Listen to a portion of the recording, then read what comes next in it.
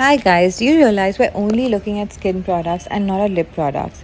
Here's a lip wash by ALANNA which is so great for our lips. Why do we need a lip wash? Lips have 5 topical layers compared to the 16 on the face, making them ultra sensitive.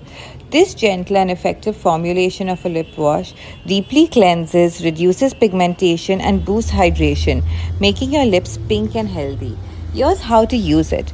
Press the pump of the lip wash to extract the foam and apply with the bristles directly onto the lips.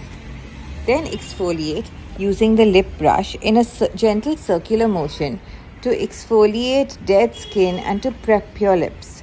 After that, wash and pat dry and follow up with ALANNA's Buttermask. You should take a generous amount of the Buttermask on the spatula and apply a thick layer over your lips. Massage it gently for at least 5 to 10 seconds for smoother absorption and use it any amount of times in the day.